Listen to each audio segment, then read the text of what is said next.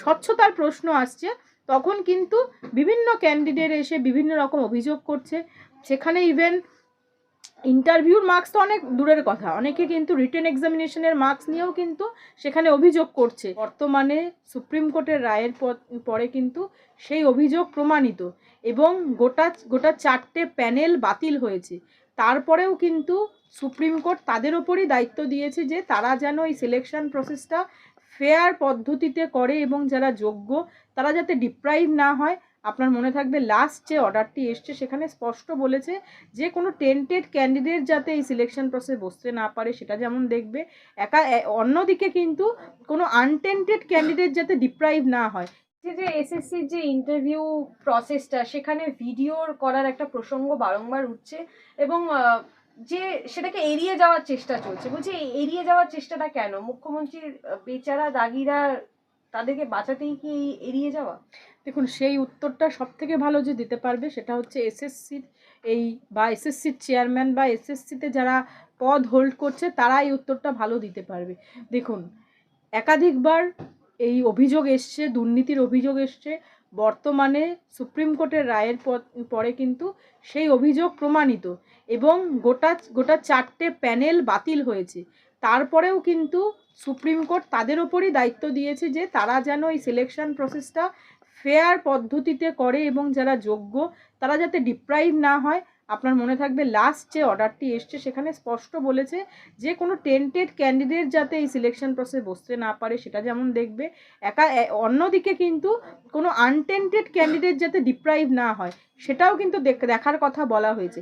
দেখুন, এখানে যে কোনো অথরিটির স্ট্যান্ড কি হবে যে ঠিক আছে, যা ভুল হয়ে গেছে, যা দুর্নীতি হয়েছে আগে যারা চেয়ারে বসেছিলেন তারা করেছেন, কিন্তু বর্তমানে যখন যারা নতুন যখন লোক এসছে, দায়িত্ব নিয়েছে, তখন তাদের কি ভিউ হওয়া উচিত যে আর যাতে কোনো দুর্নীতি না হয়, আর যাতে কোনো অন্যায় না হয়, নতুন যে নিয়োগ প্রক্রিয়া হবে সেটা যাতে স্বচ্ছতা বজায় থাকে এবং যারা যোগ্য ক্যান্ডিডেট তারা যাতে নিয়োগ পায় সেই ব্যবস্থা করা।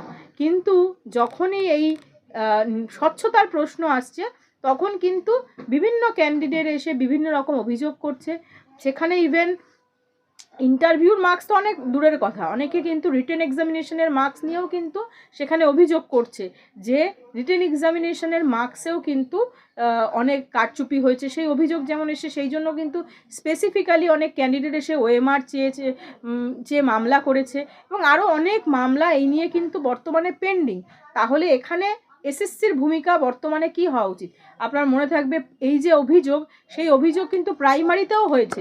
প্রাইমারি বোর্ড কিন্তু সুমোটোভাবে ইনিশিয়ালি প্রথম দিকে একটি মামলা হয়েছিল, যদিও সেই মামলা শুধুমাত্র দায়ের হয়েছিল, সেই মামলার কিন্তু কোনো অর্ডার হয়নি, কিন্তু পরবর্তীতে প্রাইমারি বোর্ড কিন্তু সুমোটোভাবে তারা ডিসিশন নিয়েছিল যেহেতু এত অভিযোগ আছে তাই জন্য তারা ভিডিওগ্রাফড ইন্টারভিউ নেবে, মানে ইন্টারভিউ এবং অ্যাপটিটিউড টেস্টের যে প্রক্রিয়া সেটা ভিডিওগ্রাফড হিসাবে হবে এবং যদি কখনো এই নিয়ে কোনো ডিসপিউট হয় তাহলে সেটা এভিডেন্স থেকে গেল। তাহলে এসএসসি চায় না যে এভিডেন্সটা থেকে যাক, সেই জন্যই কিন্তু তারা সুমোটোভাবে এরকম কোনো প্রসেস করেনি। অলরেডি 11-12 যে ইন্টারভিউ প্রসেস সেটা প্রায় একদম শেষ পর্যায়ে, ইন্টারভিউ অলরেডি প্রায় শেষ এবং সেখানে কিন্তু কোনো ভিডিওগ্রাফ হয়নি। পরবর্তীতে অনেক ক্যান্ডিডেটকে যারা 2016 সালে ডিপ্রাইভ হয়েছে, তার মধ্যে একজন ক্যান্ডিডেট ধরুন যে স্পেসিফিক্যালি ওয়েটিং লিস্টে ছিল, যদি দুর্নীতি না হতো তাহলে সে চাকরিটা পেয়ে যেত এবং সেখানে তার ওয়েটিং লিস্টে যারা রয়েছে তার ওপরে যারা রয়েছে সেখানে অনেক ক্যান্ডিডেটরা টেন্টেড লিস্টের মধ্যে আছে, এমন অবস্থায় আছে যে তারা বাদ গেলে এ চাকরিটা পেয়ে যেত, সে কিন্তু চাকরি পায়নি। কারণ একটাই, সেটা হচ্ছে দুর্নীতি। এই দুর্নীতির কারণেই কিন্তু সে তার চাকরিটা পায়নি। 16 সালের সিলেকশন প্রসেসে সে কিন্তু একবার বঞ্চিত হয়েছে, পরবর্তীতে সুপ্রিম কোর্ট এই সিলেকশন প্রসেস খারিজ করলো। তাদেরই করা বিভিন্ন মামলায়, তাদের মতন ক্যান্ডিডেটদের করা বিভিন্ন মামলায় সুপ্রিম কোর্ট কিন্তু বলে দিল যে ফ্রেশ সিলেকশন প্রসেস হবে এবং ফ্রেশ সিলেকশন প্রসেসে যারা আনটেন্টেড ক্যান্ডিডেট আছে তারা কিন্তু এজ রিল্যাক্সেশন পাবে।